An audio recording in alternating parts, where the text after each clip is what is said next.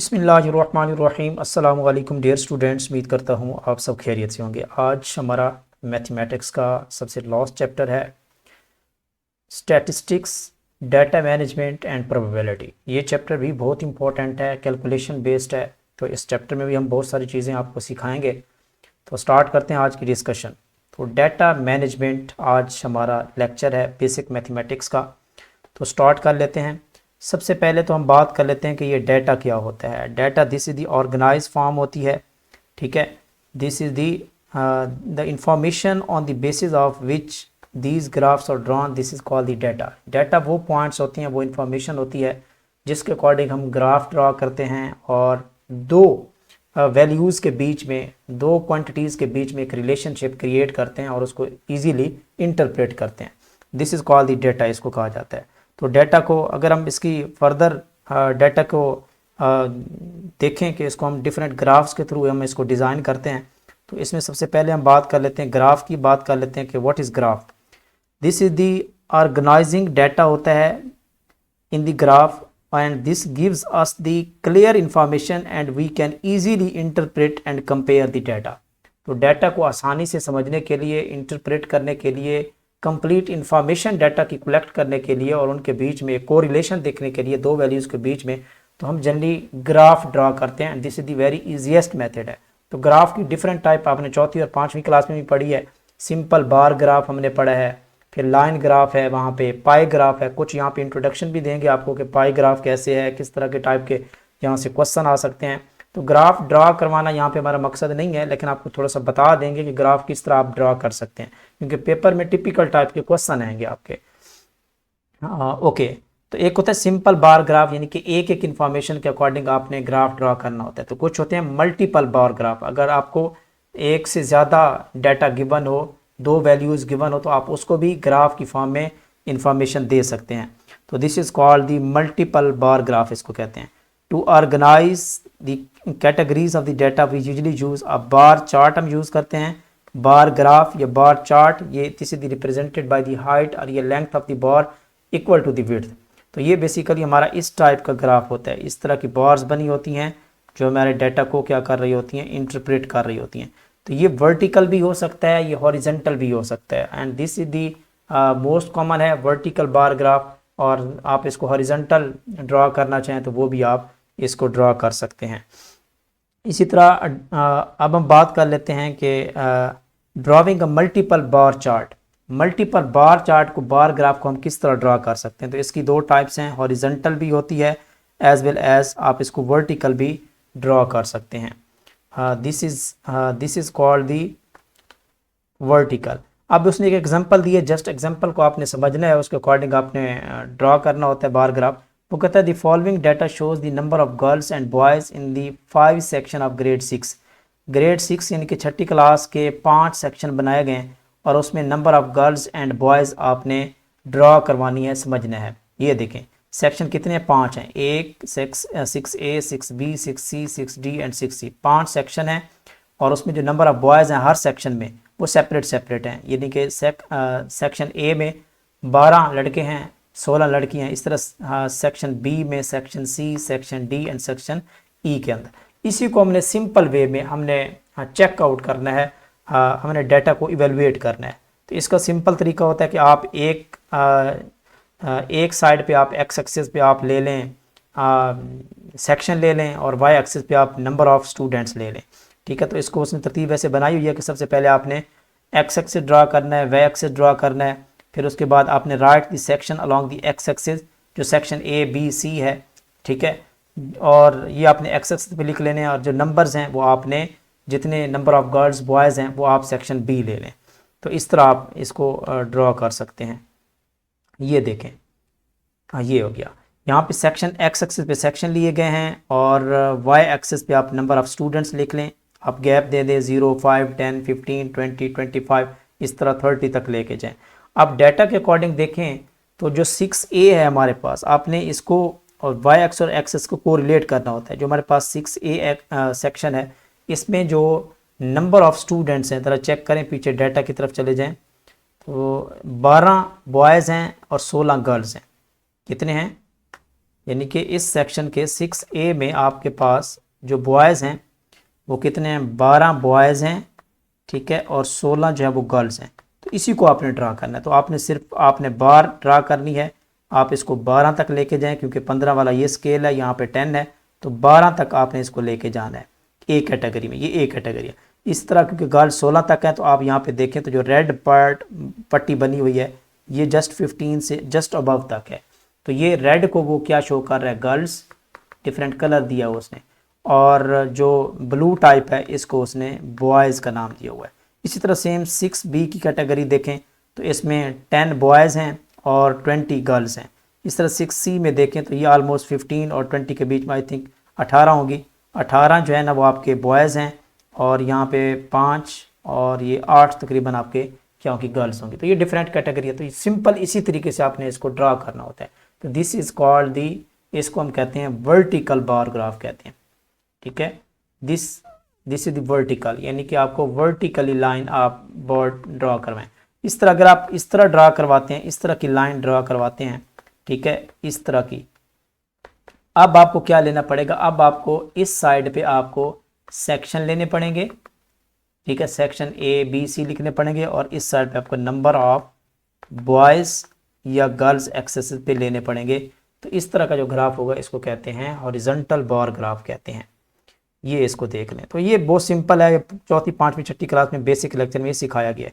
इस तरह उसने एग्जाम्पल 2 का कहा कि following data shows the scale of different number of car, different number of cars हैं इन डिफरेंट कलर्स हैं और सोल्ड की गई हैं during the 5 month in the showroom में, 5 मंथ में। वो 5 मंथ कौन कौन से, मई, जून, जुलाई, अगस्त, सितंबर, तो किस किस मंथ में किस कलर की कितनी गाड़ियाँ सेल की गई हैं, तो वही आपने ग्राफ की फॉर्म में डाटा शो करना है।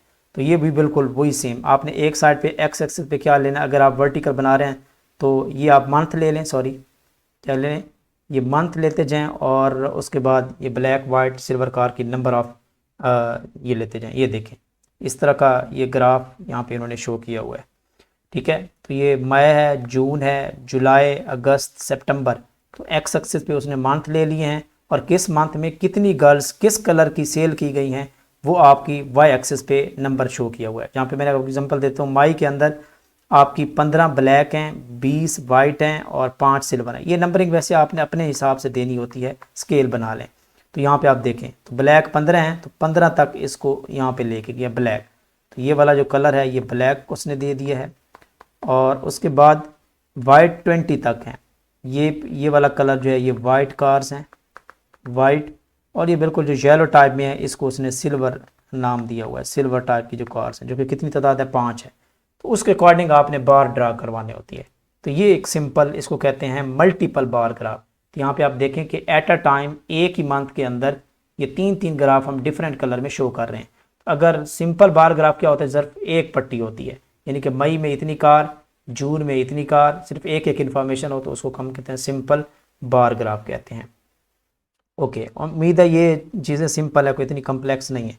अब यहाँ पे देखें तो अब this is called the horizontal है, इसको कहा जाता है हॉरिजॉन्टल बार ग्राफ। वही सेम टेक्निक, वही सब कुछ सेम है, जस्ट आपने बार जो है वो आपने इसको हॉरिजॉन्टली ड्रा करवाना है, ठीक है। जो आपके पास नंबर्स होंगे वो आपने अब इस एक्स एक्सिस पे लेने हैं, जो हमारे पास जो दूसरी इन्फॉर्मेशन है, डेज़ हैं या कुछ चीज़ें हैं, तो वो आपने वाई एक्सिस पे ले लेनी है, ठीक है। तो ये इस तरह आप इसको चेकआउट कर लें, कोई इतना मुश्किल नहीं है, ठीक है। तो ये भी सेम वही चीज़ है। अब हम थोड़ा सा आगे मूव करते हैं। इस तरह एक्सरसाइज है। अब ये क्वेश्चन जो है ना वो एग्ज़ाम में नहीं आते। अब एग्ज़ाम में ये क्वेश्चन थोड़ा आएगा कि आपको वो डाटा देगा और कहेगा कि ग्राफ ड्रा करें, तो ऐसा पॉसिबल नहीं है। तो just you have to understand the concept, आपको कॉन्सेप्ट का पता होना चाहिए, ठीक है। तो अब हम नेक्स्ट मूव करते हैं। ये एक्सरसाइज है, इसको आपने खुद सॉल्व कर लेना है। अब हम एक और ग्राफ की तरफ चलते हैं, ये इंपॉर्टेंट है। This is the pi graph है। पाई ग्राफ, इससे हमें क्या इन्फॉर्मेशन मिलती है और इससे किस टाइप के रिलेटेड क्वेश्चन पूछे जाते हैं, ये आपके एग्जाम के लिए ज़्यादा इंपॉर्टेंट हो सकता है। पाई ग्राफ, तो pie graph are familiar way to display what information is composed और डिवाइडेड इनटू द पार्ट्स, यानी कि आपने कितने पार्ट्स में उस इन्फॉर्मेशन को डिवाइड करना है। तो वही सिंपल पाई किसको कहते हैं, सर्कल को कहते हैं। Pie graph, this is the circle, और आप इसका सर्कल के कितने एंगल्स होते हैं, 3, टोटल इसका जो एंगल होता है वो 360 होता है। सेंटर पे आप जो है वो सर्कल का सेंटर लगाएं, इस तरह डिफरेंट कैटेगरी में एंगल सब पार्ट डिवाइड करते जाएं। तो ये टोटल जो इसका यानी कि एंगल होता है, एंगल कह लें वो 360 डिग्री होता है, और टोटल नंबर कह लें तो वो आपको पता है इसका सम होगा इन पार्ट्स का 1 2 3 4 5 6। ठीक है, तो ये डिफरेंट पार्ट्स की अगर नंबरिंग दी जाती है कि इतने नंबर में ये वाला हिस्सा है, इतने नंबर में ये वाला हिस्सा है, चलें इस तरह कह लेते हैं कि 1 2 1 2 3 4 5 6। यहाँ पे आपके टोटल 6 पार्ट हैं, और अगर आप में से किसी एक पार्ट को भी कहेंगे कि इस पार्ट की कितनी वैल्यू है, तो 2 उस पार्ट की value divided by total value multiply कर दें आप किसके साथ, 360 से आप मल्टीप्लाई कर दें। तो इस तरह आप उसका हर एंगल निकाल सकते हैं। ठीक है, तो इसको हम फर्दर लेके जाते हैं। Okay, this is called to construct a pie graph we draw a circle with any radius. तो वही चीज़ है। अब यहाँ पे जो है ना वो आपसे जो इन्फॉर्मेशन पूछी जाती है कि आप कितने एंगल या कितने परसेंट जो है, ये पाई ग्राफ आपका परसेंट भी हो सकता है। अगर आप टोटल सर्कल लेंगे तो इसको हम कहेंगे कि this is called the total percent, 100% है जितने भी पार्ट बनेंगे। आप एंगल की फॉर्म में लेंगे तो टोटल एंगल इसका कितना बनेगा, 360 बनेगा, चाहे वो उसके डिफरेंट पार्ट बना लें, 25 डिग्री 15 डिग्री 10 डिग्री। तो टोटल आपने सर्कल को चेक करना है, टोटल सर्कल होगा। अगर परसेंटेज में क्वेश्चन आएंगे तो आपने इसको टोटल 100 लेना है। लेट कर लेते हैं कि ये आपके मैथमेटिक्स है, ये साइंस है, ये फलां बुक है फलां बुक है, तो इसकी डिफरेंट परसेंटेज गिवन होगी, तो टोटल परसेंटेज जो है वो आपकी 100 होगी। उसमें से आपने कैलकुलेशन करनी होती है। तो अभी आगे एग्जाम्पल लेते हैं तो आपको ये क्लियर भी हो जाएगा। तो अब आपने क्या करना है, angle of the sector, her part का जो एंगल है वो आपने फाइंड आउट कर सकते हैं। कैसे कर सकते हैं, अगर आपके पास number of observation of the class, यानी कि उस पोर्शन की जो नंबरिंग होगी वो divided by the total number multiply 360 कर दें। अब ये क्वेश्चन है एंगल से रिलेटेड। ठीक है, अगर आपने किसी भी पार्ट का एंगल निकालना है, किसी भी हिस्से का, किसी भी सेक्टर का, तो आप कैसे निकालेंगे, जो उस पार्ट की तादाद है divided by the total strength multiply कर दें 360 एंगल, तो उस पार्ट का एंगल आप निकाल सकते हैं। ठीक है, तो ये आपको आगे एग्जांपल उसने दी है। कहता है कि example number 1, following data give the expenditure of family on different items. तो हाउस रेंट का जो खर्चा आया है, एक्सपेंडिचर, वो इतना है, फूड का इतना है, एजुकेशन का इतना है, क्लॉथिंग का इतना है। वो कहता है इसी इंफॉर्मेशन को आप बताएं किस फॉर्म में, पाई ग्राफ के फॉर्म में। ठीक है, तो हम इसको देख लेते हैं।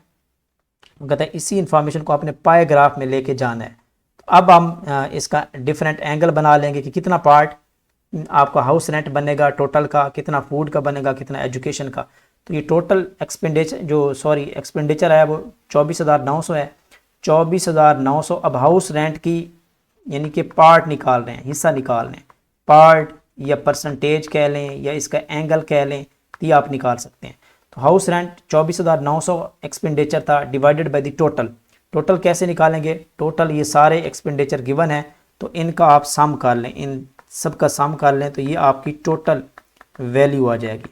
ठीक है, तो इसका हर पार्ट का आप निकाल सकते हैं। हाउस रेंट की इतना एक्सपेंडिचर था, टोटल डिवाइड कर लें और मल्टीप्लाई कर लें 360। तो ये इसका मतलब है कि ये 83 डिग्री जो एंगल है वो आपका हाउस रेंट आया है। 83 डिग्री पार्ट, 83 डिग्री किस में से, 360 में से। और इस तरह फूड का निकाल सकते हैं, फूड की value divided by total value 360, 100 degree आया, ये 107 आया, 70 डिग्री। अब आप इसको पाई ग्राफ ड्रा कर सकते हैं किससे, अब आप ले लेंगे प्रोट्रैक्टर लेंगे, प्रोट्रैक्टर से एंगल आप सेंट्रल पॉइंट लगाएंगे, रेडियस लगाएंगे, उसके बाद आप इसको मेजर करके एंगल ड्रा करते जाएंगे।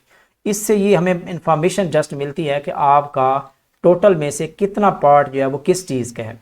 सिंपल ये तरीका है। इस तरह एक और वैल्यू ले लेते हैं, यहाँ पे आ जाएं आप लोग एग्जांपल नंबर 2 पे।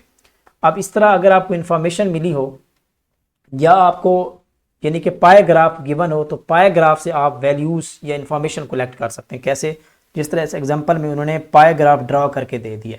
अब हमने फाइंड आउट करना है वैल्यूज़ को। कैसे, उसने पाई ग्राफ यहाँ पे लिखा है कि बाईसाइकिल 60 डिग्री है, यानी कि उसने लिखा है कि बाईसाइकिल जो आपकी कवर कर रही है हिस्सा वो है 60 डिग्री, और जो वॉल्स हैं क्या हैं, वॉल्स वो आपका कवर कर रही हैं 180 डिग्री, और जो बस है, ठीक है, बस वो आपको कवर कर रही है 120 degree.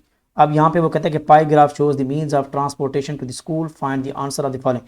How many students are going by bicycle, यानी कि कितने स्टूडेंट बाईसाइकिल के थ्रू जाते हैं। तो अब ये भी निकाल सकते हैं इजीली, बाईसाइकिल का जो एंगल है वो 60 डिग्री है और टोटल एंगल कितना होता है इस पाई ग्राफ का 360 होता है। तो 60 divided by 360 multiply, total students उसने बता दिए स्कूल के अंदर कितने हैं, जो स्टूडेंट्स टोटल हैं वो 720 हैं, 720 हैं। तो टोटल ये 720 हो गया।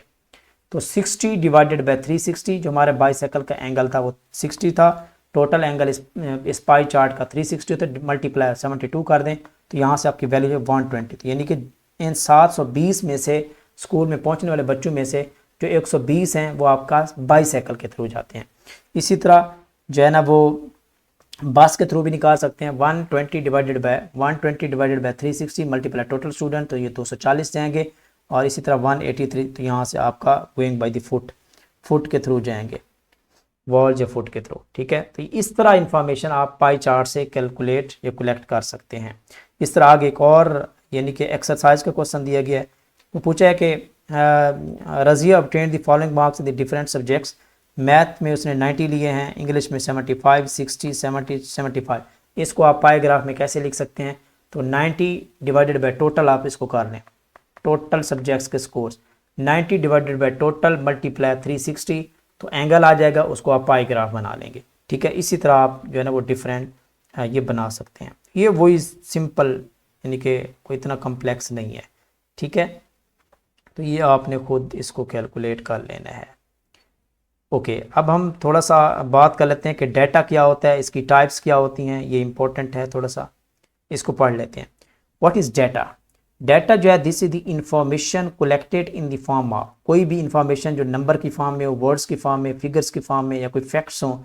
ठीक है, this is called the data कहते हैं इसको। जिस तरह population of Peshawar, number of students who passed in the examination, यानी कि कोई भी इंफॉर्मेशन, इसको डाटा कहते हैं।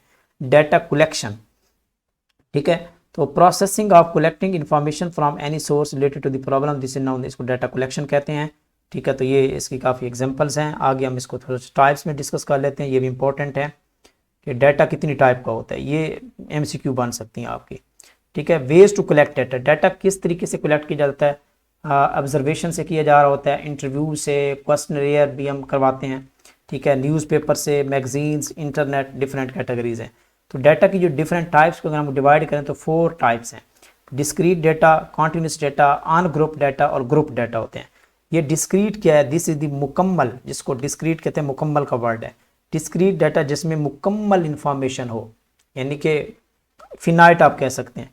द वैल्यू ऑफ और the quantities that are in the whole number में, अगर आपके value, data, information whole number में है, ठीक है, तो this is called the discrete data कहते हैं। जिस तरह number of students in the grade 6, grade 6 में स्टूडेंट्स कितने होंगे, अब ये तो नहीं होगा ना, या तो 10 होंगे, 20 होंगे, 25 होंगे, 23 होंगे, यानी कि मुकम्मल इन्फॉर्मेशन है होल नंबर में। ऐसा तो नहीं होगा कि जी number of students in the grade 6 class के स्टूडेंट्स कितने होंगे, 25 या 5, अब ये इनकम्प्लीट है, ये होल नंबर नहीं है, ये कॉन्टिन्यूस में आएगी। ठीक है, तो ऐसा नहीं होता। तो ये वाली जो इन्फॉर्मेशन आपकी डिस्क्रीट डाटा है। इस तरह पॉपुलेशन ऑफ इस्लामाबाद, इस्लामाबाद की पॉपुलेशन कितनी होगी, इतने मिलियन, इतनी तादाद में होगी। Number of players in the match 11, ऐसा तो नहीं होगा 10.5 प्लेयर हैं। Number of animals in the forest, number of fans in the school, तो ये सारी की सारी जिसमें आपका होल डाटा हो, तो this is called the discrete data कहते हैं। और कॉन्टिन्यूस डाटा क्या होता है, जिसमें द वैल्यूज और या quantities that can be presented in the fraction या डेसिमल, यानी कि डेसिमल में हो या फ्रैक्शन में हो, अगर इस तरह की इंफॉर्मेशन है, यानी कि होल नंबर वैल्यू में नहीं है, तो उसको कहते हैं कॉन्टिन्यूस डाटा कहते हैं। इसकी आगे एग्जांपल ले लेते हैं। ठीक है, तो जनरली जो डिस्क्रीट डाटा होता है, मुकम्मल डाटा, हम इसको ड्रा करवाते हैं बार ग्राफ या पाई चार्ट के थ्रू। और जो कॉन्टिन्यूस डाटा होता है, जो पॉइंट्स में होता है, जो फ्रैक्शन में होता है, इसके लिए फिर हम लाइन चार्ट यूज़ करते हैं या हिस्टोग्राम हम जनरली यूज़ करते हैं। ये भी नोट कर लें, एमसीक्यू के लिए पॉइंट है। ठीक है, तो अब ये यहाँ पे एग्जांपल देखिएगा स्टूडेंट्स कॉन्टिन्यूस डाटा की, कि वो कहता है the weight of grade 6 students, grade 6 के स्टूडेंट्स का जो वेट होगा वो आपका होल नंबर में भी हो सकता है, फ्रैक्शन में भी हो सकता है। Weight of students 6, grade 6 students, हो सकता है कि उनमें से हर स्टूडेंट का किसी का 25.5 kg हो, ठीक है, किसी का 40 kg हो, तो इस तरह ये जो इन्फॉर्मेशन है फ्रैक्शन में अगर है, या इसको हम कहते हैं this is called the continuous data कहते हैं, या वॉल्यूम ऑफ लिक्विड। अब हमें नहीं पता कि इसका एग्जैक्ट वॉल्यूम कितना है, क्या होल नंबर में आएगा या नहीं आएगा। Height of a person 5.4, 5.6, 5.8, temperature of the city 57.2, 57.8, ठीक है, 40.5, इस तरह का जो इन्फॉर्मेशन होती है ये कॉन्टिन्यूस डाटा में आती है। अब तीसरी कैटेगरी है कि वो कहते हैं अनग्रुप्ड डाटा, यानी कि वो डाटा जो रैंडमली हो, जिसको वेल ऑर्गेनाइज फॉर्म में ना हो, उनको कहते हैं अनग्रुप्ड डाटा।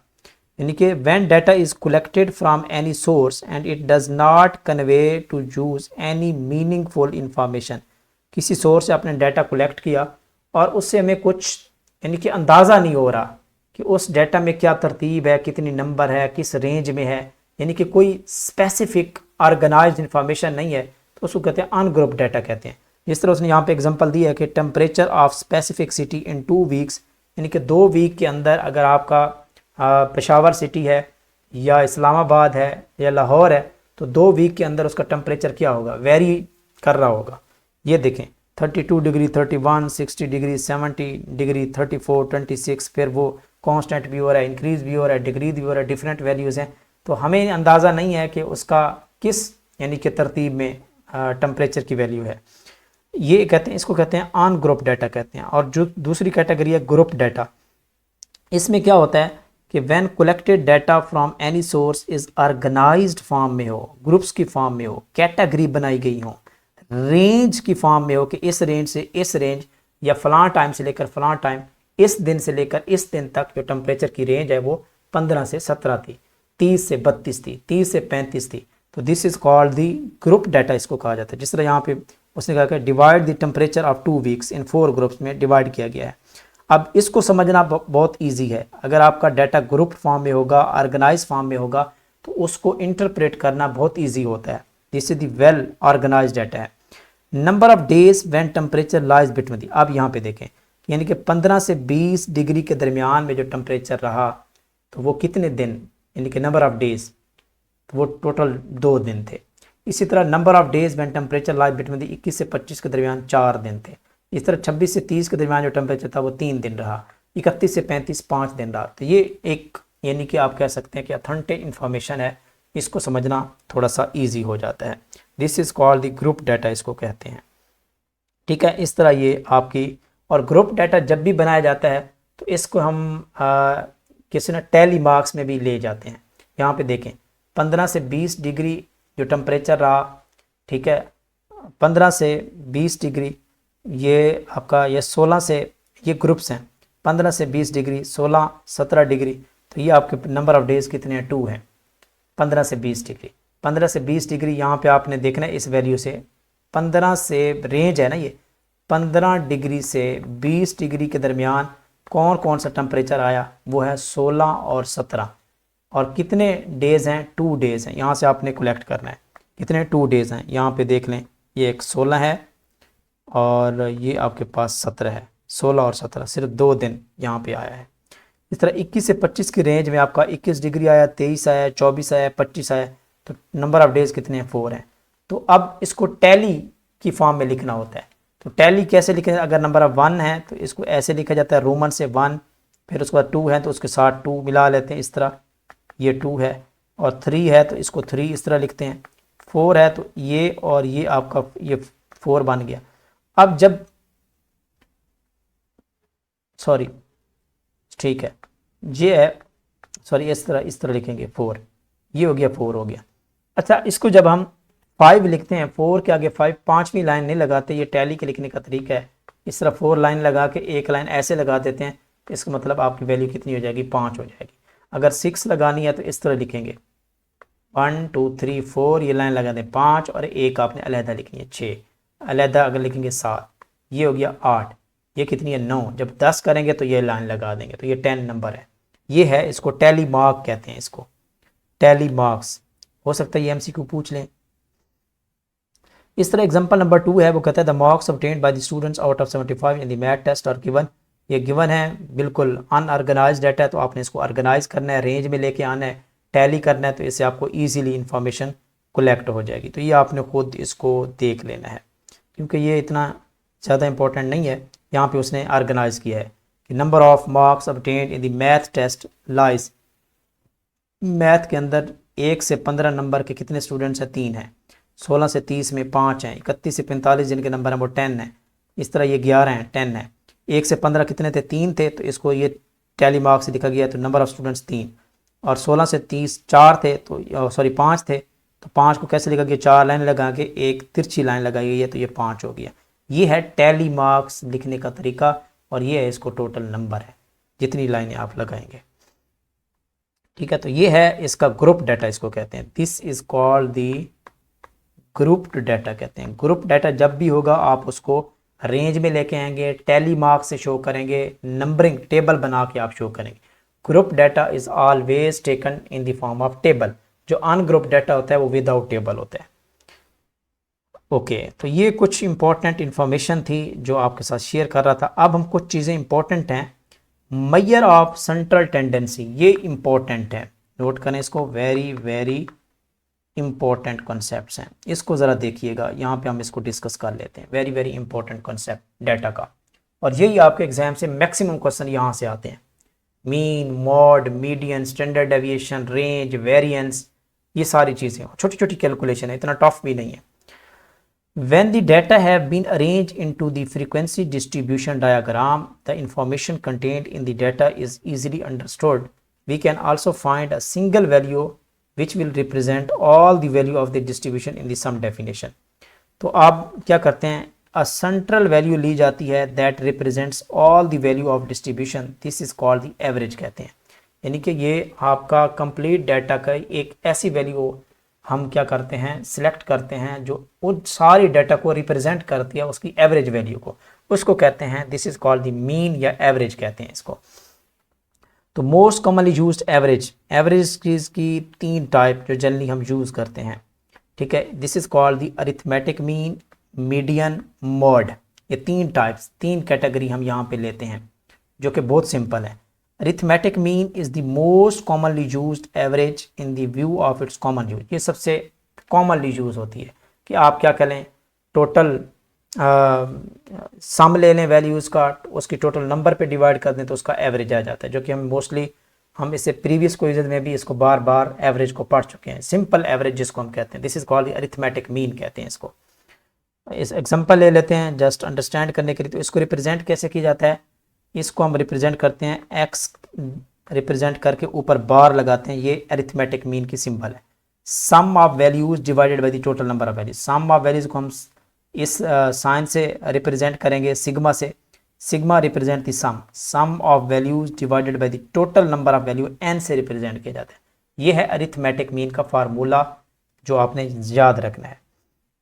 ठीक है, और जो सिग्मा एक्स है, ठीक है, ये आपका क्या है, सिग्मा जो है आपका ये बताता है सम को, जितनी भी वैल्यूज हैं उनके नंबर है उनका सम को रिप्रेजेंट करता है। आगे एग्जांपल ले लेते हैं तो आपको ये क्लियर भी हो जाएगा।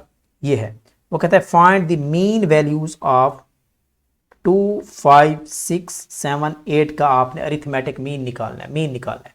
तो मीन निकालने के लिए sum of all values divided by the total values, sum ले लें 2 + 5 + 6 + 7 + 8, ये हो गया sum, divided by the total values 1, 2, 3, 4, 5, total 5 है तो ये 5 हो गया।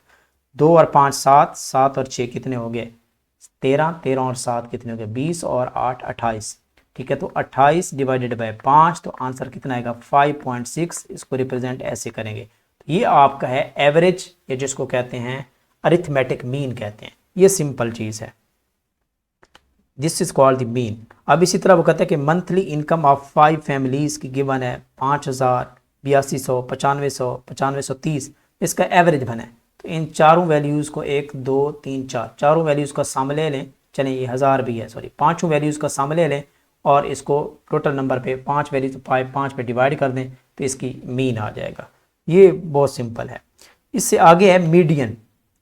मीडियन क्या होता है, median is the value which divide the value into 2 equal half में अरेंज कर देना, 2 इक्वल हाफ में डाटा को अरेंज कर देना, this is called the median. और आप either the data in the ascending order या डिसेंडिंग ऑर्डर, अगर आपको कोई डाटा गिवन हो और आपसे पूछा जाए कि बताएं इसका मीडियन निकालें, मीडियन मीन दरमियान वाली वैल्यू, सबसे पहले आपने डाटा को अरेंज करना है। इसकी पहली कंडीशन है मीडियन की कि आपने डाटा को अरेंज करना है, वो आपकी मर्जी है, चाहे आप असेंडिंग ऑर्डर में करें कोई इशू नहीं है, असेंडिंग में निकाल लें या डिसेंडिंग ऑर्डर में निकाल लें, पहले कम वाली वैल्यू फिर ज़्यादा या पहले ज़्यादा वाली फिर कम, डाटा को आपने अरेंज कर लेना है। जब आप अरेंज कर लेंगे फिर आपने दोनों साइड से काउंट करना स्टार्ट करना है, ठीक है। जो दरमियान वाली वैल्यू आएगी वो आपका मीडियन कहलाता है। फॉर एग्जांपल यहाँ पे उसने 2 एग्जांपल दी हैं, मैं आपको यहीं से क्लियर कर देता हूँ। वैल्यू यहाँ पहला क्वेश्चन है कि 5, 2, 7, 13, 18, 11, 11, आपने इस डाटा को क्या करना है, अरेंज करना है। अब आप इसको अरेंज करेंगे तो जो भी ऑर्डर देना चाहें, तो सबसे पहले आप देखें 2, 7 उसने अरेंज किया है, 2, 5, 7, 8, 9, 11, 13। इसी डाटा को जो इर्रेगुलर फॉर्म में था, ठीक है, अरेंज फॉर्म में नहीं था, हमने इसको अरेंज कर लिया किस ऑर्डर में, असेंडिंग ऑर्डर में, पहले कम फिर ज़्यादा फिर ज़्यादा फिर ज़्यादा। अब हमने इसका मीडियन निकालना है, मीन निकालना है, वो तो सिंपल है ना, इन सब का सम ले लें और टोटल वैल्यू 1, 2, 3, 4, 5, 6, 7 है तो 7 पे डिवाइड कर, वो मीन है। मीन एक अलग चीज़ है, सम डिवाइडेड बाई टोटल नंबर। और मीडियन क्या होता है, मीडियन होता है कि डाटा को अरेंज करने के बाद आपने दरमियान वैल्यू को चूज़ करना है। अब टोटल वैल्यूज़ क्या है, इससे अंदाज़ा आपने लगाना है, 1, 2, 3, 4, 5, 6, 7 है तो ये 3 यहाँ से काउंट करें, राइट साइड से 3 ये बनेगा ग्रुप, 3 ये बनेगा, ठीक है, 3 अलहदा, तो दरमियान वैल्यू आपकी 8 बनेगी, तो this will be the median. ये है सिंपल तरीका, बजाय इसके कि आप कोई फार्मूला यूज़ करें, फार्मूला यूज़ करने की जरूरत नहीं, ये मीडियन है। हाँ, अगर आपकी वैल्यू इवन आ जाती है, जिस तरह दूसरी एग्जांपल उसने दी है, ये वाली एग्जांपल, इस एग्जांपल को ले लेते हैं यहाँ पे, तो उसने बताया है कि 4 है, 6, 8, 10, 12, 14 है, ठीक है, तो ये उसने अरेंज किया हुआ है 4, 6, 8, 10, 12, 14। तो यहाँ पे देखें तो 1, 2, 3, 4, 5, 6, अब ये आपके नंबर ऑफ वैल्यूज़ के हैं, इवन है।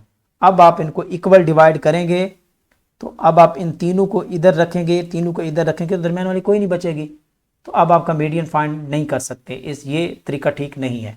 अब आप क्या करेंगे, अगर आपकी इवन होगी तो आपने यहाँ से ये 2 यहाँ पे ये वाला ग्रुप बनाएंगे और 2 यहाँ से ग्रुप बनाएंगे, दरमियान में आपके बचे हैं ये 2 फिगर, कौन कौन से बचे हैं, 8 और 10, ये दरमियान वाले हैं।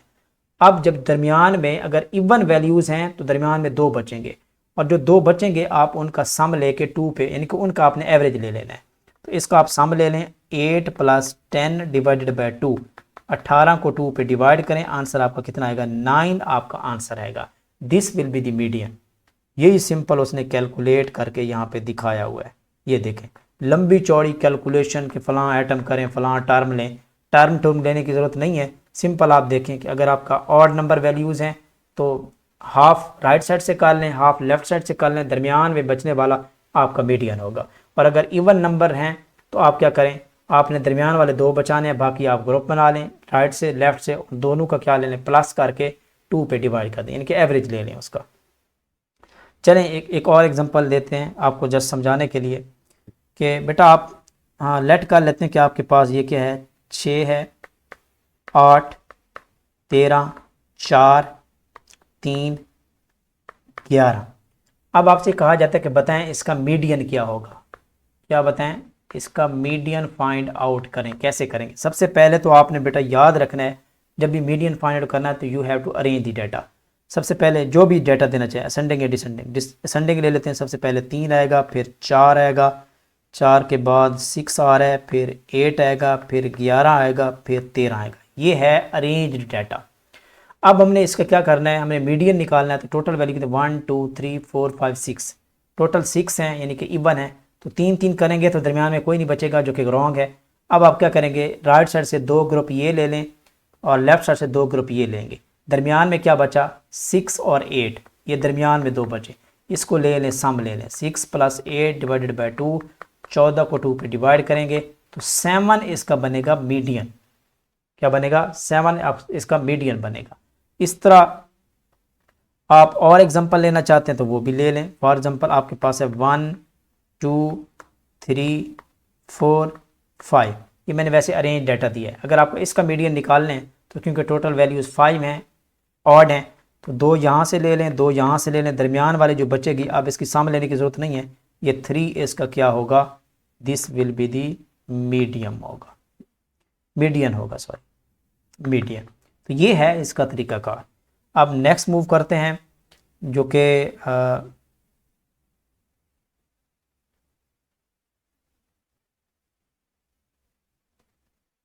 यस, अब हम मूव करते हैं मॉड की तरफ, तीसरी कैटेगरी जो मॉड।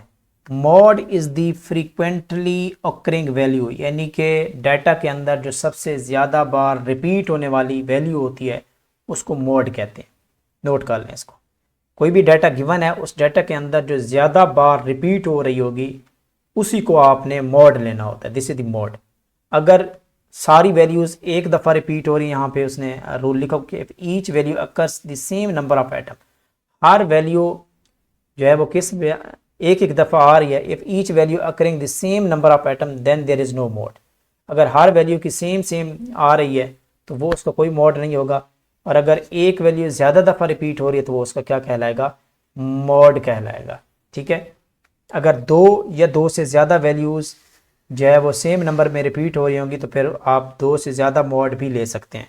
इसको मैं थोड़ा सा यहाँ पे एग्जांपल दे के क्लियर कर देता हूँ। यहाँ पे चेक करें, लेट कर लेते हैं कि आपके पास एक डाटा है 2 4 6 5 2 3, ठीक है, और ये 4 है, ये 7 है, ये 2 है। ठीक है, ये डाटा है। अब आपसे पूछा जाए कि बताएं इसका मोड कितना होगा, तो मोड के लिए आपने मोस्ट रिपीटेड वैल्यू देखनी, जो ज़्यादा बार है।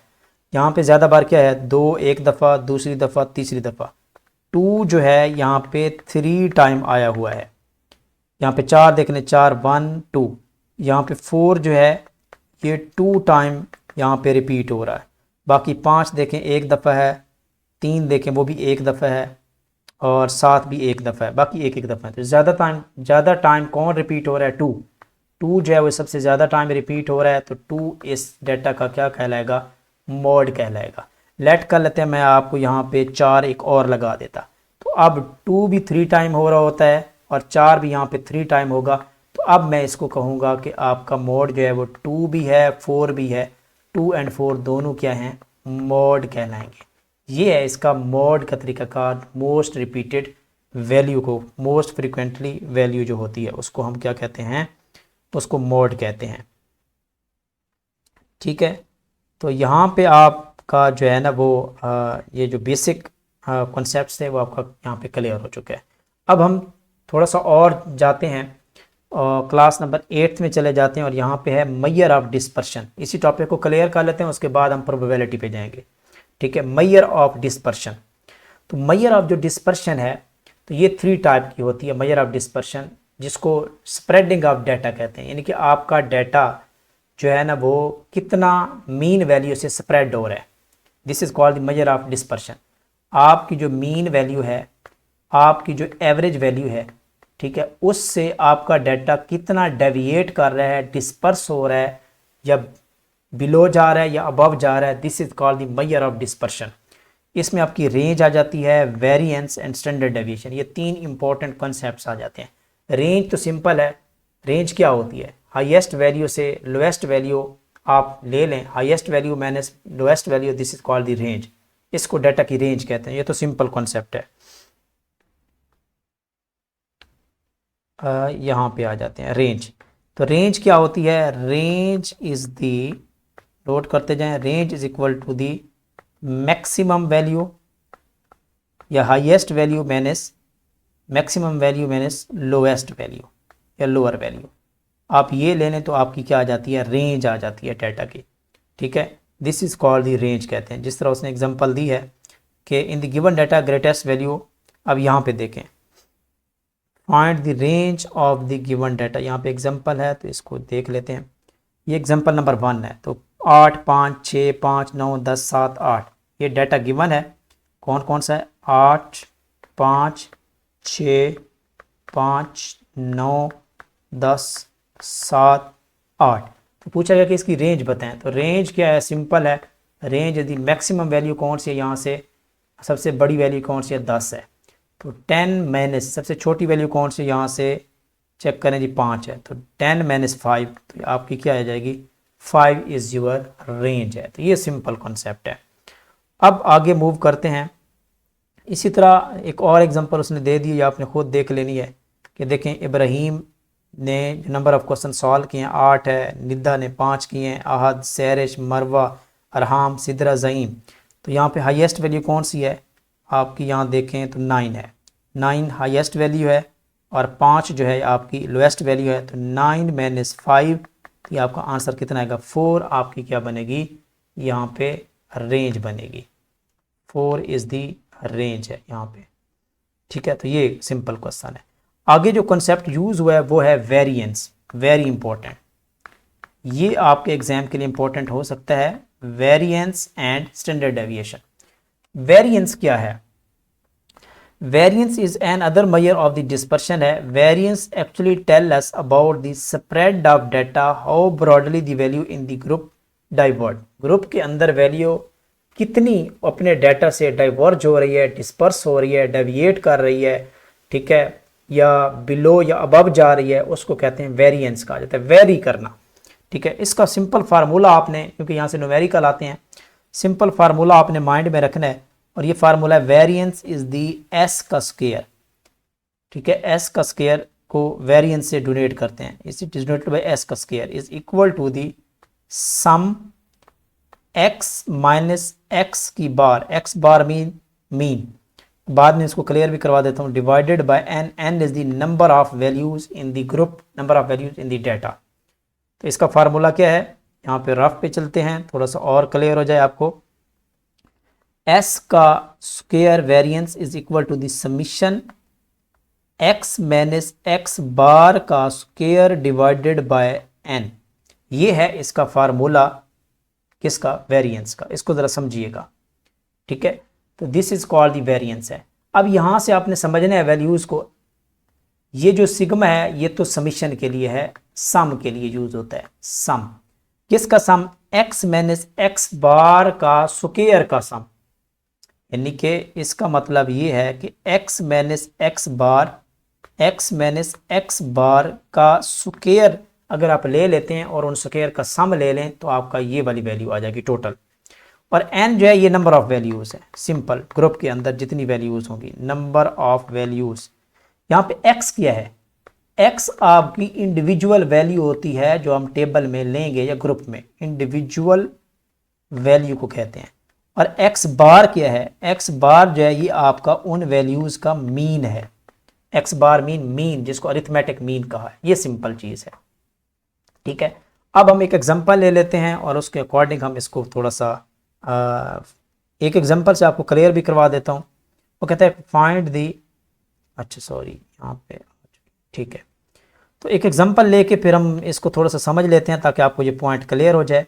तो वो डाटा है कि वो कहता है कि 10, 15, 16, 18, 10, 15, 16, 18 यहाँ पे ले लेते हैं, 10, 16, 15, 18 ऐसे ही है ना, 10, 15, 16, 18, 20, 22, 25, 20, 22, 25 ये है हमारे पास डाटा। और आपसे पूछा जाएगा कि इसका वेरिएंस आप फाइंड आउट करें, क्या कैलकुलेट करें, वेरिएंस फाइंड आउट करें। तो वेरिएंस कैसे फाइंड आउट करना है, बिल्कुल आपने इन इंस्ट्रक्शंस को फॉलो करना है। ये जो फार्मूला गिवन है, क्या है ये जो फार्मूला गिवन, इसके अकॉर्डिंग आपने ग्रुप बनाना है या टेबल बनानी है। आपको इंडिविजुअल वैल्यूज़ दे दी गई हैं, एक्स की वैल्यूज़ गिवन है, ये आपकी सारी की सारी जो वैल्यूज़ हैं इनको हम एक्स कहते हैं। इस तरह टेबल ड्रॉ कर लेते हैं, ये है एक्स, शाबाश, ये एक्स वैल्यूज़ हैं 10, 16, 15, 18, 20, 22, 25, 20, 22 और ये हो गया 25। इनको हम कहते हैं इंडिविजुअल वैल्यू। जो डाटा गिवन होगा, जो क्वेश्चन गिवन होगा वो आपका एक्स होता है, हर वैल्यू इंडिविजुअल वैल्यू।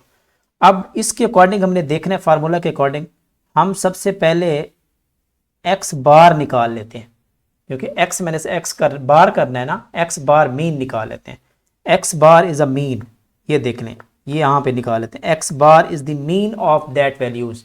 मीन आपको बेटा पता है, कि कैसे निकालते हैं। तो मीन आपको ये mean is the sum of values divided by the total number of values. यहाँ पे देखें, इसको कैलकुलेट कर लेते हैं। मीन इन सारी वैल्यूज को आपने क्या ले लेना है, सम ले लेना है और उसको टोटल नंबर पे डिवाइड कर देना है।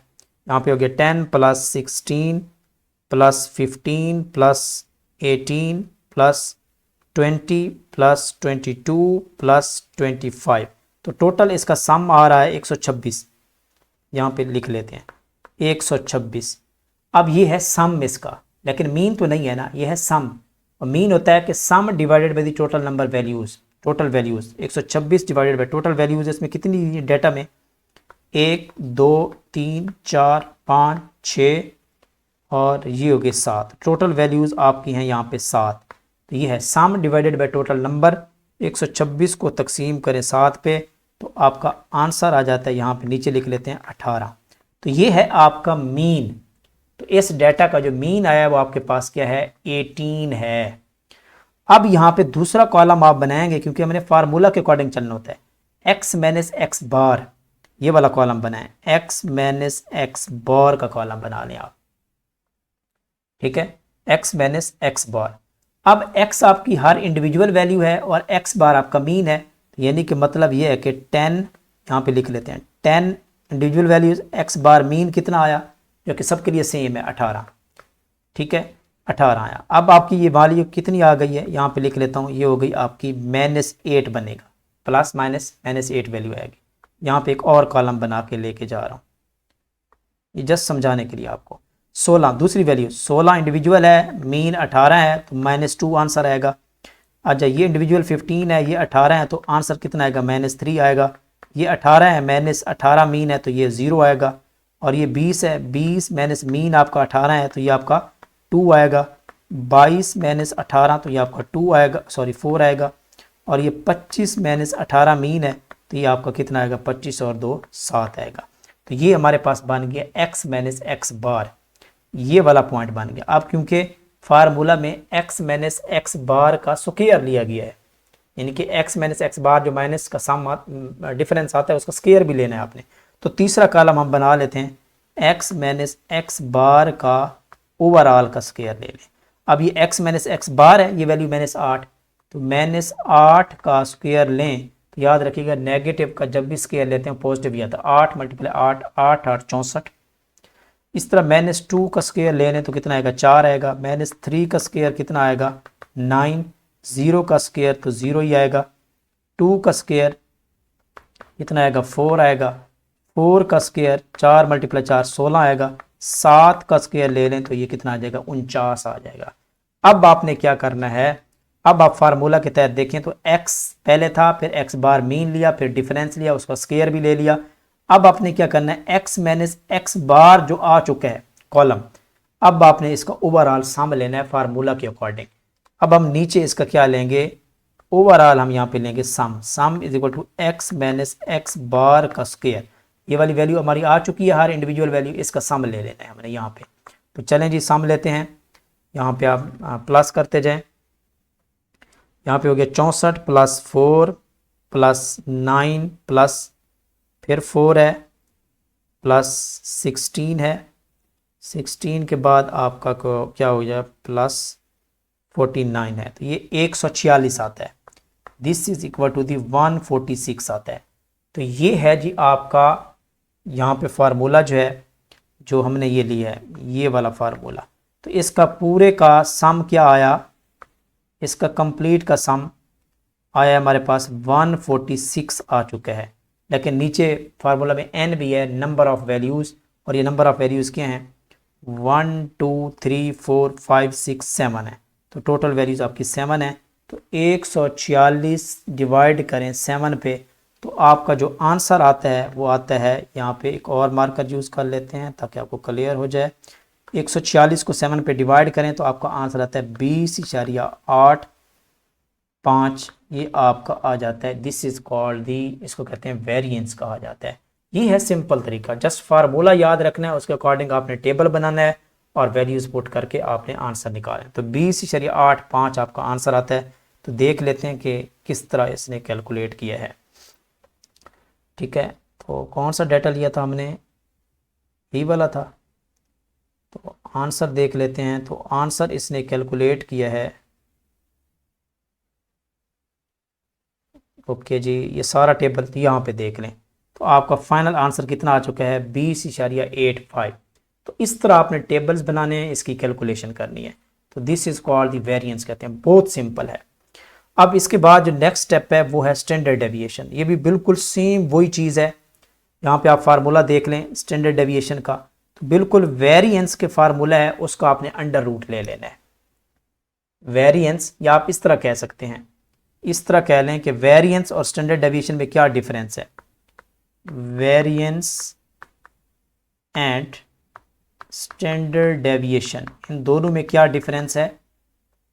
वेरिएंस का फार्मूला ये है कि एस का स्क्वायर से रिप्रेजेंट करते हैं, sigma x minus x bar का स्क्वायर डिवाइडेड बाय एन। और अगर आप इसका अंडर रूट ले लेते हैं, क्या ले लेते हैं, अंडर रूट ले लें वेरिएंस का, ये वेरिएंस का फार्मूला था, अंडर रूट ले लें तो ये बन जाएगा S is equal to sigma x minus x bar का स्क्वायर ओवर एन। तो ये आपका बन जाएगा स्टैंडर्ड डेविएशन। तो यानी कि स्टैंडर्ड डेविएशन में आपने क्या करना है, आपने इसका अंडर रूट लेना है, बस इतना याद रखें। ये वेरिएंस था, सॉरी ये अंडर रूट नहीं था, ये वेरिएंस था, और इसका स्टैंडर्ड डेविएशन लेने के लिए आपको अंडर रूट लेना पड़ता है।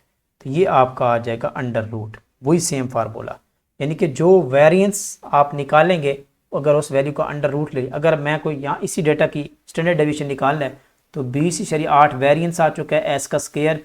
अब इसका स्टैंडर्ड डेविएशन होता है एस, स्टैंडर्ड डेविएशन को एस से रिप्रेजेंट करते हैं। तो एस कैसे निकालेंगे, इसका अंडर रूट लेंगे, 20.18 का आप अंडर रूट लेंगे तो एस की वैल्यू आपके सामने आ जाएगी। This is called the standard deviation. बाकी सेम वही टेबल, वैसे सारा कुछ वैसे बनाना है, और आपने एंड पे जाके उसका अंडर रूट ले लेना है। वेरिएंस निकाल के उसका अंडर रूट ले लें तो वो आपका स्टैंडर्ड डेविएशन आ जाता है। तो ये डाटा गिवन है, ये आपने खुद कैलकुलेट करना है, बिल्कुल सेम उसी तरीके से इसने कैलकुलेट किया हुआ है। यहाँ पे देखें वही सेम एक्स, ये डाटा गिवन है आपका, वही सेम एक्स इंडिविजुअल वैल्यू, फिर उसमें से आपने मीन निकाला, यहाँ पे उसने 50 मीन आया। तो और फिर उसके बाद वो 42 में से 50 उसने निकाला तो -8, -50 निकाला तो -10, -50 निकाला तो -22। फिर आप इसका ये आगे एक्स माइनस एक्स बार, फिर इसका स्क्वायर लेता गया। अगले ग्राफ में इसने क्या लिया है, चेक कर लें आप, बिल्कुल वैसे का वैसे ये डिफरेंस आ गया, फिर उसका स्क्वायर लेता गया, एंड पे जाके उसका क्या ले लिया, एंड पे जाके उसने इसका सम ले लिया है। जब सम ले लिया है तो इस सम को आपने डिवाइड कर देना टोटल वैल्यूज़ से, जितनी भी वैल्यूज़ हैं यहाँ पे उसने दिखाया होगा। ये देखें ये फार्मूला यूज़ किया है, सम आ गया, सम को ये 1730 है, सम टोटल वैल्यूज़ 10 है, डिवाइड किया 173 आ गई, 173 का अंडर रूट किया तो 13/15 है। तो इस न्यूमेरिकल में आपका जो वेरिएंस है, अगर आपसे कोई पूछ ले कि वेरिएंस कितना है, वो है 173, क्योंकि बगैर अंडर रूट के था। अगर आप इसका अंडर रूट ले लेते हैं 13/15 जो है, ये इसका आपका क्या है, स्टैंडर्ड डेविएशन है। तो ये थी जी आज की जो डिस्कशन है हमने यहाँ पे की है, इसको अच्छे तरीके से आपने देख लेना है। इसके बाद एक होती है फ्रीक्वेंसी डिस्ट्रीब्यूशन एंड हिस्टोग्राम। ये एक्सरसाइज है, आपने इसको खुद सॉल्व करना है, ठीक है। तो यहाँ पे एक कॉन्सेप्ट है, this is called the frequency distribution and histogram इसको कहते हैं। यहाँ पे इसको देख लें। फ्रीक्वेंसी डिस्ट्रीब्यूशन ये होती है कि आपके पास कोई भी डाटा है, आपने उसको अरेंज करके आपने टेबल की फॉर्म में, रेंज की फॉर्म में लिखना होता है। This is the major of the number of occurrence of the repeating event, जो पहले हम बता चुके हैं आपको, टैली मार्क्स लिखना, इसको कहते हैं फ्रीक्वेंसी डिस्ट्रीब्यूशन कहते हैं, ठीक है, टैली मार्क्स लिखना। The following are the marks of 10 students in the class test of the maximum 15 है। तो ये मार्क्स गिवन है, आपने फ्रीक्वेंसी डिस्ट्रीब्यूशन करनी है। कैसे करनी होती है फ्रीक्वेंसी डिस्ट्रीब्यूशन, आपने इनकी बनानी होती है रेंज। आपने कैसे बनानी होती है, सबसे पहले आपने हाईएस्ट वैल्यू लेनी होती है, या इसको टैली मार्क से रिप्रेजेंट किया जाता है कि जितनी भी वैल्यूज़ होती हैं। यहाँ पे एग्जांपल ले लेते हैं, आपको क्लियर हो जाएगा। वो कहता है कि the following are the marks obtained by 20 students, ये कुछ मार्क्स हैं जो 20 स्टूडेंट्स के मार्क्स हैं, and in a mathematics test out of total marks, यानी कि 50 मार्क्स में से जो डिफरेंट 20 स्टूडेंट्स के मार्क्स गिवन है वो ये वाला गिवन है। सबसे पहले आपने क्या करना है, इसकी फ्रीक्वेंसी डिस्ट्रीब्यूशन डायग्राम बनानी है, टेबल बनाना है इस तरह के। यहाँ पे देखें, अब अटेंड मार्क्स कितने हैं 30, 35, 36, 38, 40, 45, 46, 48। तो इसको टैली करते हैं। 30 मार्क्स कितने स्टूडेंट्स के हैं 3 स्टूडेंट्स के। आप चेक कर लें यहाँ से, ये डाटा गिवन है। 30 मार्क्स कितने स्टूडेंट्स के हैं, शाबाश। तो 30 मार्क्स कितने स्टूडेंट के हैं यहाँ पे, ये कि एक स्टूडेंट ये है 30, उसके बाद ये स्टूडेंट है सेकंड, ये है 30, ये है 30। तो टोटल 4 स्टूडेंट्स ने 30 मार्क्स लिए हैं। टोटल 4 स्टूडेंट्स हैं। तो यहाँ पे इसने रिप्रेजेंट किया है कि 30 मार्क्स जो हैं वो कितने स्टूडेंट्स के हैं 4 मार्क्स। इसको टैली नंबर से रिप्रेजेंट किया गया है ऐसे, ये टैली 4 और ये फ्रीक्वेंसी इसकी 4 होगी। यानी कि कोई डाटा जितनी बार रिपीट हो रहा होता है उसको फ्रीक्वेंसी कहते हैं। और इसी डाटा को अगर आप टेबल फॉर्म में लिख लें तो इसको कहते हैं फ्रीक्वेंसी डिस्ट्रीब्यूशन टेबल या फ्रीक्वेंसी डिस्ट्रीब्यूशन डायग्राम इसको कहते हैं। ठीक है, इस तरह एक और एग्जांपल है, वो कहता है कि ये डाटा गिवन है 35 पर्सन्स हैं, ठीक है, और आपने इसको अरेंज करना है। तो अब आप अरेंज कर लें, कोई भी रेंज ले लें, ठीक है। तो आप इसकी रेंज कैसे लेते हैं, वैसे इसका रेंज का, अच्छा यहाँ पे फ्रीक्वेंसी डिस्ट्रीब्यूशन कंस्ट्रक्ट करने का जो सबसे इम्पॉर्टेंट तरीका है कि आप क्या कर लें, आप सबसे हाईएस्ट वैल्यू ले लें, फिर उसकी लोएस्ट वैल्यू ले लें, ये रेंज है। रेंज को डिवाइड कर दें पॉसिबल नंबर पे जो आपको कंप्लीट डिवाइड हो रहा हो। फॉर एग्जांपल ये कंप्लीट डाटा है। अब आपने इसकी रेंज बनानी है ना, फ्रीक्वेंसी डायग्राम। सबसे पहले देखें कि इस पूरे डाटा में से हाईएस्ट वैल्यू कितनी है। तो हाईएस्ट वैल्यू इसमें से है 72। फिर आप देखें कि इस पूरे डाटा में से जो लोएस्ट वैल्यू है वो कितनी है, और इसमें से जो लोएस्ट वैल्यू है वो आपकी है 53, ठीक है। 72 और ये 53, तो 72 माइनस 53 आंसर कितना आया 19 आया। अब 19 को आपने एटलीस्ट आपने 4 to 5 6 आपने ग्रुप बनाने होते हैं, ठीक है। अब 19 को आपने डिवाइड करना है 5 के ऊपर। 5 पे क्यों डिवाइड किया, क्योंकि अगर आप 5 पे डिवाइड करते हैं, इस तरह चल जाते हैं 19 यहाँ पे आ जाए, ये 19 आया। और 19 को अगर आप 4 पे डिवाइड करते हैं तो 4 4 16, 3 30, 4 7 28, 2 20, 4 15, ये यानी कि ये पॉइंट में आ रहा है, इशारिया में जा रहा है 2 वैल्यूज़ तक। अगर आप यहाँ पे 19 को 5 पे डिवाइड करते हैं, 5 ग्रुप बनाते हैं, तो 5 3 15, 4 20, 5 4 कितना हो गया 5 3 15, और ये 4 40, तो ये होगा 5 8 40 हो गया। तो इस तरह ये 3.8 है, तो 3.8 को हम राउंड ऑफ करके एक 4 भी बना सकते हैं। तो इस तरह आपने इसका क्या लेना है 4 लेना है, तो आपका 4 आंसर आ जाएगा। 4 आपका परमानेंट आंसर है, कंप्लीट फिगर है, तो इसलिए हम इसको 5 पे डिवाइड करते हैं। तो 19 को 5 पे डिवाइड किया तो आपका 4 आ गया। तो अब आपने क्या करना है 4 की रेंज रखनी है। नंबर ऑफ जो इंटरवल इसको कहते हैं, नंबर ऑफ इंटरवल किस तरह फाइंड आउट करते हैं, ये इंपॉर्टेंट एमसीक्यू आ सकती है। इंपॉर्टेंट इंटरवल ऐसे लेते हैं कि आप हाईएस्ट रेंज, हाईएस्ट वैल्यू में से लोएस्ट डिवाइड कर दें किसी नंबर पे, जितने आपने ग्रुप बनाने हैं, ठीक है 5। तो ये आपका क्या बन जाएगा, आपका इंटरवल बन जाएगा, ठीक है 4 आपका आ जाएगा। ओके, तो इस तरह ये आपका क्या बनेगा 4 आपकी वैल्यू हो जाएगी। और 4 आपने क्या लिखना है, 4 आपकी ये रेंज है, 4 वैल्यू 53 से 70 तक, यानी कि 57 में से क्या करें आप 57 से 53 आप निकालें तो वैल्यू कितनी आती है 4 आती है। तो 53 से 57 की रेंज बनाए तो 4 नंबर हैं। 58 से 62 कितने आ रहे हैं नंबर, इस रेंज में 9 आ रहे हैं। ऊपर डाटा में आप चेक करें, ऊपर आपने डाटा में ये चेक करना है कि आपकी कितनी रेंज में कितनी वैल्यूज़ आ रही हैं, फ्रीक्वेंसी कितनी आ रही है। 58 से 62 कितनी रेंज है 9 आ रहे हैं। 63 से 69 है, ये भी 9 है। तो टोटल आपने निकाल लेना है 35, तो ये आपका टोटल 35 आ जाएगा। तो इस तरह आपने जो है ना ये आपका ये फ्रीक्वेंसी डिस्ट्रीब्यूशन डायग्राम बन जाएगी। अब आ जाता है आपका एक ग्राफ होता है हिस्टोग्राम। बार ग्राफ है ना, इसको कहते हैं बार ग्राफ इंडिविजुअल। और अगर आप इसको विदाउट स्पेस, यानी कि स्पेस के साथ अगर आप बार ग्राफ लिखते हैं तो इसको कहते हैं मल्टी बार ग्राफ कहते हैं। अगर इन्हीं बार ग्राफ को कंबाइन लिखा जाए, अटैच करके लिखा जाए, इस तरह ड्रा किया जाए, तो this is called the histogram इसको कहते हैं। यानी कि ये वाली जो चीज़ है आपको रेंज बताती है, क्योंकि वो रेंज आपकी मुल्हिका रेंज होती है, एक रेंज से दूसरी, फिर दूसरी से तीसरी होती है। तो ये बार ग्राफ से रिप्रेजेंट किया जाता है फ्रैक्शंस को, इस तरह के नंबर्स को। The word histogram comes from the Greek word histone से ये लिया गया है और इसका मतलब होता है पोल या ग्राम से रिप्रेजेंट किया जाता है। ये भी डाटा को रिप्रेजेंट करने का एक तरीकाकार है। ये सारी डाटा गिवन है। सबसे पहले आपने क्या करना है, the data is mixed form में है। आपने सबसे पहले इसकी हाईएस्ट वैल्यू देखनी है। हाईएस्ट वैल्यू इस डाटा में से देखें, आप कैलकुलेट करें तो 39 है और लोएस्ट वैल्यू जो है वो आपकी 12 है। तो आपने 39 में से 12 लाया, 27, आप इसको डिवाइड करें, 6 पे डिवाइड करेंगे तो आपका परमानेंट फिगर आ जाएगा 5। तो अब आपने जो है ना वो 5 का इंटरवल लेना है। किसका लेना है? 5 का इंटरवल लेना है आपने। 10 से 14 कितने लेना है? 10 से 14, फिर आपके बाद 15 से 19, 20 से 24, 25 से 29, 30 से 34, 35 से 39 आपने ले लेना है। तो इस तरह आपने ये रेंज बनानी है और इस रेंज में आप टैली करते जाएं कि कितने नंबर आ रहे हैं। 10 से 14 में टोटल नंबर कितने दफ़ा आ रहे हैं? 4 इसकी फ्रीक्वेंसी है 10 से 14 में।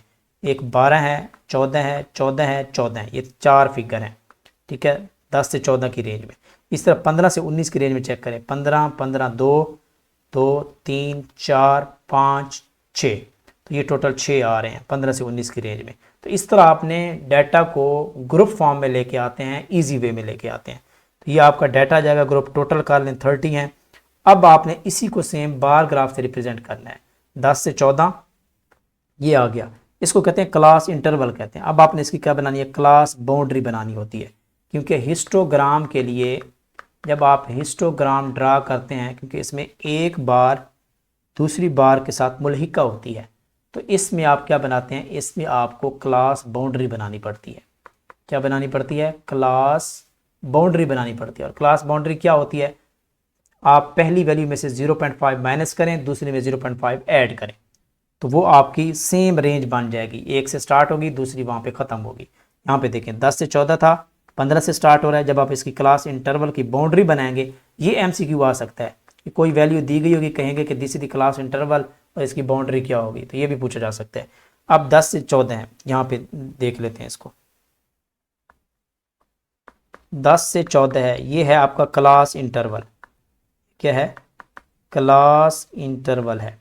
अगर आपसे कहा जाए कि इसकी बनाए जी क्लास बाउंड्री बनाए, तो क्लास बाउंड्री बनाने के लिए पहली रकम में से 0.5 माइनस करें तो ये बन जाएगा 9.5 और रेंज बन जाएगी। और दूसरी रकम हाईएस्ट में से 0.5 प्लस करें तो ये 14 + 5 हो जाएगा। अब दूसरी वैल्यू ले लेते हैं, तो दूसरी वैल्यू आपकी है जनाब 15 से 19, ये वैल्यू थी 15 से 19। अब जब इसकी क्लास बाउंड्री बनाएंगे तो पहली वैल्यू में से 0.5 माइनस करें तो ये बन जाएगा 14.5, दूसरे में 0.5 प्लस करें तो ये 19.5। अब देखें कि ये आपके देखें 14.5 पे एंड हो रहा है, 14.5 पे ही स्टार्ट हो रहा है। क्यों? क्योंकि जब हम ये डाटा का बार ग्राफ ड्रा करेंगे, ठीक है, तो अब आपका 14.5 पे एंड हो रहा है, उसी से ही शुरू होगा, तो दूसरी जो बार ग्राफ होगी वो कंबाइन हो जाएगी। तो इसको कहते हैं क्लास बाउंड्री कहते हैं। तो इस तरह आप क्लास बाउंड्रीज बनाते जाएं और इसकी फ्रीक्वेंसी आती जाएगी कि इस रेंज में कितने कितने हैं। और उसके बाद आपने जाके इसका बार ग्राफ ड्रा कर लेना है। ये देख लें आप 9.5 से 14.5, ठीक है, कितने आ रहे हैं? 4 वैल्यू आ रही है, 4 तक आपने लेके जाना है। फिर 14.5 से 19.5 मुल्हिका है, तो ये आपकी कितनी आ रही हैं? 6 आ रही हैं। और 19.5 से 24.5 ये आपकी कितनी आ रही हैं? 7 आ रही हैं। तो दिस इज़ कॉल्ड दी, इसको कहते हैं हिस्टोग्राम कहते हैं। क्या कहते हैं? हिस्टोग्राम। और इसके लिए क्लास बाउंड्री आपको बनानी पड़ती है। जिस तरह एक और एग्जांपल उसने ली है, ये आपने खुद देख लेना है, इसको कैलकुलेट करना है, ठीक है। क्लास इंटरवल था 130 है, तो इसमें से 0.5 माइनस करेंगे 129.5, 139.5, तो ये आपकी बन जाएगी क्लास बाउंड्री। और इसी क्लास बाउंड्री को ही आपने ग्राफ में शो करना है रेंज बना के, तो आपकी क्या बन जाती है? दिस इज़ कॉल्ड दी, इसको हिस्टोग्राम कहते हैं, ठीक है। तो ये थी जी आज की डिस्कशन। अब हम मूव करते हैं प्रोबेबिलिटी की तरफ। ये आज का बेसिक लेक्चर था जिसमें हमने डाटा किया है, डाटा की टाइप्स किए हैं, और उसके साथ साथ mean, mod, median, arithmetic mean, standard deviation, variance, range, ये सारी बेसिक चीज़ें हैं जो हमने आज डिस्कस की हैं। अब हम चलते हैं प्रोबेबिलिटी की तरफ। व्हाट इज़ प्रोबेबिलिटी, और ये इम्पोर्टेंट टॉपिक है, आपने इसको ज़रूर देखना है और this is very important, probability. What is probability? Probability, इसको हम थोड़ा सा सीख लेते हैं। प्रोबेबिलिटी क्या होती है? प्रोबेबिलिटी ये होती है कि कोई भी चीज़ है जो आप रिजल्ट्स निकालते हैं, आउटकम जिसको आप कहते हैं, ठीक है, तो आपका जो आउटकम होता है वो कितना प्रोबेबल होता है, यानी कि आपका जो जवाब आता है। फॉर एग्जांपल मैं आपको कहता हूँ कि जी आप बताएं मेरी मुट्ठी में क्या है, मेरी मुट्ठी में क्या है, तो कोई कहेगा जी पत्थर है, कोई कहेगा कि जी इसमें जो है ना वो रेत का ज़रा है, कोई कहेगा कि जी इसमें कुछ जो है ना वो बबल है, कुछ कहेगा क्या है। तो ये यानी कि हर किसी के जो आउटकम आता है, रिजल्ट आता है, उसकी प्रोबेबिलिटी है। तो many times in daily life we can not sure कि अबाउट द आउटकम, आउटकम कहते हैं रिजल्ट को। सम टाइम हम रिजल्ट के बारे में हमें श्योरिटी नहीं होती, तो चांसेस होते हैं कि पता नहीं इसमें पत्थर होगा, कोई कहेगा पता नहीं इसमें पत्थर है, यह क्या है, कागज़ का तिनका है, ठीक है, लकड़ी का तिनका है। तो ये है आपका प्रोबेबिलिटी है। हो सकता है कि वो कागज़ का टुकड़ा आ जाए तो वो प्रोबेबिलिटी बन जाएगी, हो सकता है कि वो आपका पत्थर हो। तो this is called the result, result को आउटकम कहते हैं। ऑफ एन इवेंट, इवेंट आपका एक्सपेरिमेंट होता है, आपका एक्शन होता है, आपकी सिचुएशन होती है, आपकी तजर्बा होता है इवेंट। तो इससे हम वी कैन ओनली प्रिडिक्ट और ये गेस कर सकते हैं आपके रिजल्ट को, प्रोबेबिलिटी को, ठीक है। In such situation we can take about the probability of certain outcome, हमें कुछ आउटकम या रिजल्ट्स की प्रोबेबिलिटी के बारे में जानना पड़ता है, ठीक है। Probability means this is the likely something is happen, it measure of the likelihood या chances possibility of an event. तो ये इसकी डेफिनेशन है। अब हम थोड़ा सा इसको और लेके चलते हैं कि कुछ इंपॉर्टेंट टर्म्स पढ़ लेते हैं। Experiment and random experiment. Experiment वो चीज़ होती है, this is the process which give the sum, result देता है, हमें आउटकम देता है, this is called an experiment कहते हैं इसको। An example of random experiment in flipping a coin we do not know the result.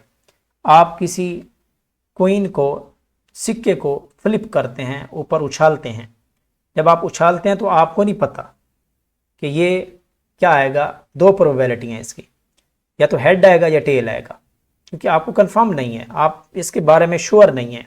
This is called the probability. तो it would be the head या tail होगा। Similarly rolling a dice, ये जो आपके पास dice होता है, आप ludo खेलते हैं, जब आप ये छक्का आप लगाते हैं, इस डाइस को आप रोटेट करवाते हैं, तो इसके 6 यानी कि फिगर होते हैं, 1 2 3 4 5 6। इस पे भी आप श्योर नहीं होते, इस पे भी आपको प्रोबेबिलिटी देखनी पड़ती है। हो सकता है कि इसकी 2 आ जाए, 3 आ जाए, 4 आ जाए, 5 आ जाए, 6। तो हर डिजिट की, हर इवेंट की एक एक प्रोबेबिलिटी है, ठीक है। तो इट वुड बी दी 1 2 3 4 5 6 होगा। Similarly when spinning a spinner, यानी कि जब आप स्पिनिंग करते हैं तो उस वक्त भी आपकी क्या होती है, ऑब्जेक्ट की रैंडमली जो है ना वो आपकी क्या होती है, आपको श्योर नहीं होता। तो आउटकम क्या है, the possible result of the random experiment, this is called the outcome, इसको कहते हैं। जो आपका पॉसिबल रिजल्ट आता है किसी भी रैंडम एक्सपेरिमेंट का, उसको हम आउटकम कहते हैं। फॉर एग्जांपल जब आप डाइस को रोल करते हैं तो टोटल 6 पॉसिबल आउटकम्स हैं, जो कि 1 है या 2 है या 3 आएगा या 4 आएगा या 5 या 6। इनको हम कहते हैं 1 आया या 2 आया, जो कि पॉसिबल है, 3 4 5 6, this is called the outcomes, इनको कहा जाता है। Similarly when tossing a coin, जब आप क्या करते हैं, क्वीन को सिक्के की टॉस करवाते हैं, तो इसमें भी टोटल 2 पॉसिबल आउटकम्स आते हैं। डाइस में टोटल पॉसिबल आउटकम्स कितने हैं, ये एमसीक्यू बताती है 6। और सिक्के में जो टोटल पॉसिबल आउटकम्स हैं सिक्के में, या तो उसका हेड होगा या फिर उसकी क्या होगी, टेल होगी। तो 2 पॉसिबल आउटकम्स इसमें होते हैं, ये भी नोट करें इसको।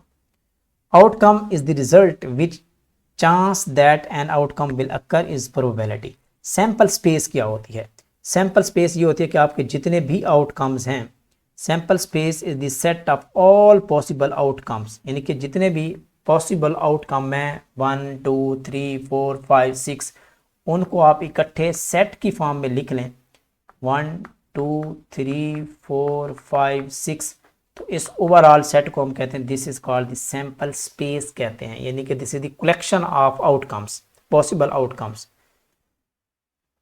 ये कुछ इंपॉर्टेंट टर्म्स हैं जो हम पढ़ रहे हैं, ठीक है। इस तरह इवेंट ऑलरेडी पढ़ चुके हैं कि इवेंट क्या होता है, यहाँ पे उसने बताया है। Yes, sample space for tossing a coin. अगर आप क्वीन है उसकी टॉस करवाते हैं तो इसकी सैंपल स्पेस क्या होगी। क्वीन के केस में दो ही आउटकम्स पॉसिबल होते हैं, एक हेड या टेल। तो आप इसको लिख लें हेड या टेल और इसको करली ब्रैकेट में लिख लें, तो इसको कहेंगे सैंपल स्पेस है। Sample space for choosing the marble randomly in sample space. अगर मार्बल है, 4 कलर की मार्बल हैं, टुकड़े हैं, ब्लॉक हैं, ब्लू मार्बल, रेड, ग्रीन, तो इसका सैंपल स्पेस बनाएंगे तो ये चारों को ब्रैकेट में लिख लें।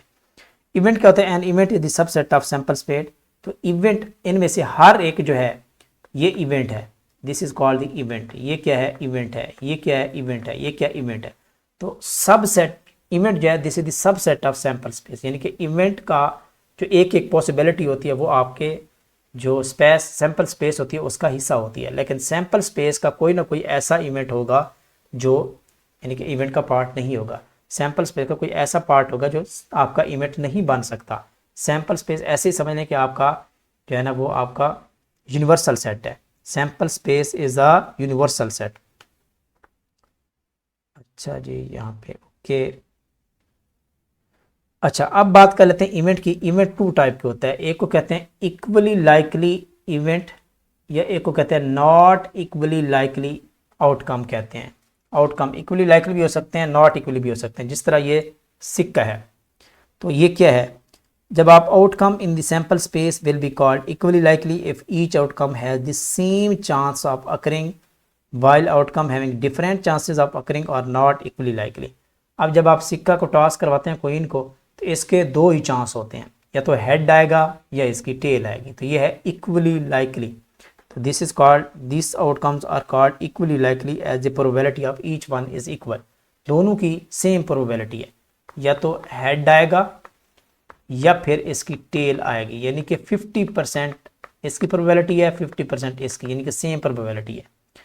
इसी तरह स्पिनर के केस में भी ऐसा ही है कि आप कोई चीज़ है 1 2 3 4 पार्ट बने हुए हैं, 1 2 3 4 5 6, तो इन 8 के 8 की जो प्रोबेबिलिटी है, जब आप रोटेट करवाते हैं और ये जो स्टॉप होता है, जिस तरह आप फिरकी होती है, आप इसको रोटेट करवाते हैं, 8 पार्ट हैं, रोटेट करवाएंगे तो जो पार्ट आपके सामने आएगा, ठीक है, तो उसकी भी प्रोबेबिलिटी इक्वल है। वो 2 आ सकता है, वो 3, वो 4, वो 6, वो 7, वो 8 आ सकता है। तो इसको भी कहते हैं इक्वली लाइकली कहते हैं। जिस तरह ये छक्का है, ठीक है, लूडो खेलते हैं आप, और लूडो जब आप ड्रा करते हैं, आप उसको फेंकते हैं दाने को, तो उसमें भी पॉसिबिलिटी इक्वली होती है। टोटल 6 हैं, 6 आउटकम्स पॉसिबल हैं, पॉसिबल आउटकम 6 हैं।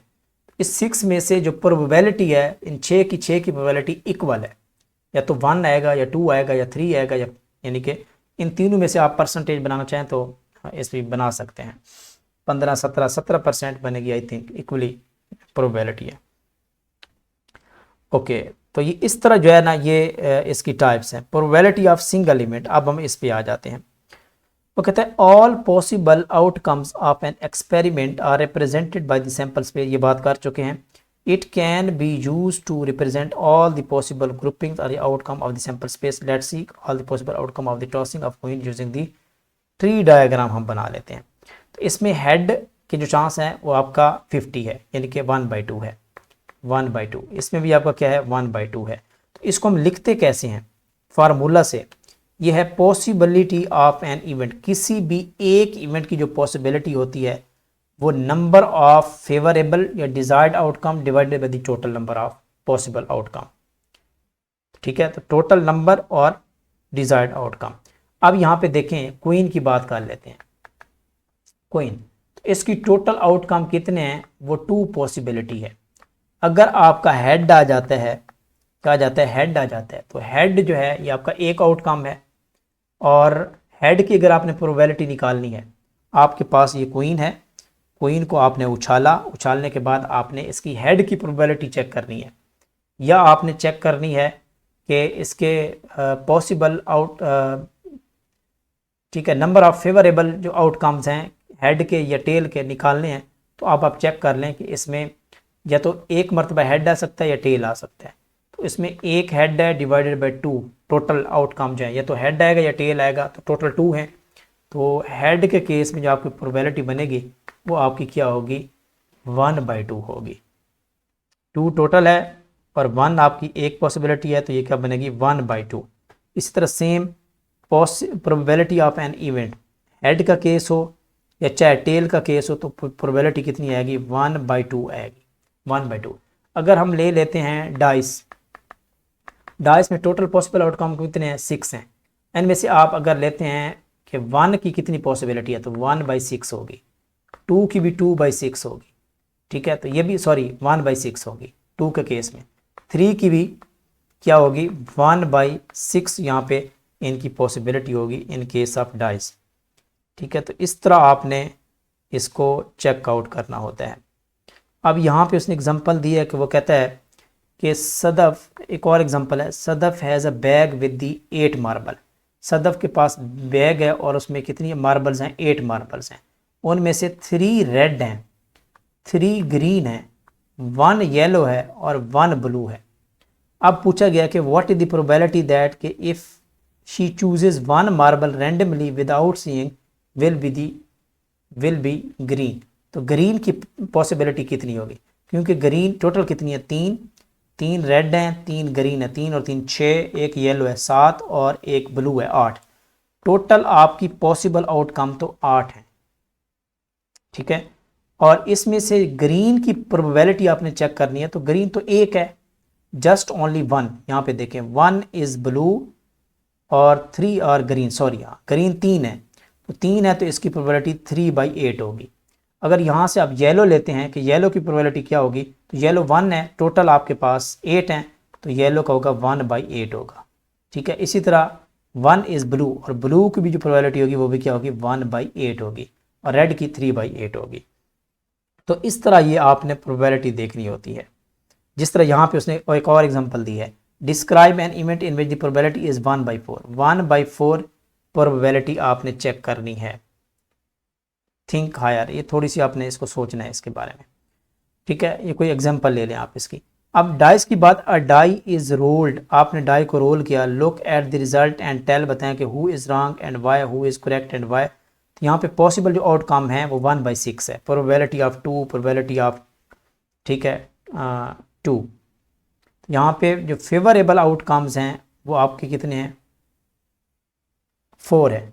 अगर आपके फेवरेबल आउटकम 4 हैं तो इसमें 2 की जो प्रोबेबिलिटी होगी वो 1/4 होगी, और इसी तरह 3 की भी 1/4 होगी अगर फेवरेबल आउटकम आपके 4 हैं।